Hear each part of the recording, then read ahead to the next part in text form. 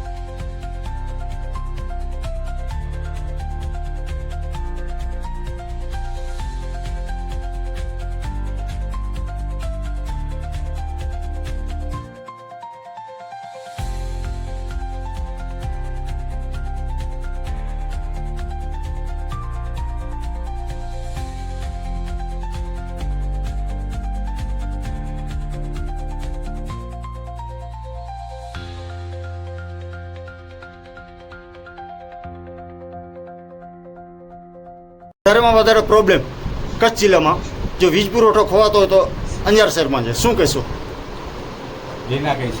કેમ છે? કેમ કે સાહેબ મીડિયામાં આવે છે, મીડિયામાં આવે છે. વધારેમાં વધારે જો પુરવઠાની તકલીફ હોય તો અંજાર શહેરમાં. શું કહેશો સાહેબ? તમે જવાબ નથી આપી શકતા? જવાબ નથી આપી શકતા? ગાંધીધામનો ડેટા મારી જોડે હોય તો હું તમને કહી શકું કે અંજારમાં સૌથી વધારે તકલીફ છે. ગાંધીધામમાં સૌથી વધારે ફરિયાદો અમારી પાસે અમારા મીડિયા પાસે, અમારી મીડિયા પાસે સૌથી વધારે જો ફરિયાદ આવતી હોય, મારું ગુજરાત લેવલનું ન્યૂઝપેપર છે તો અંજારનું. શું કહેશો? શું કહેશો? જવાબ આપો. જવાબ નથી આપી શકતા. જવાબ નથી આપી શકતા.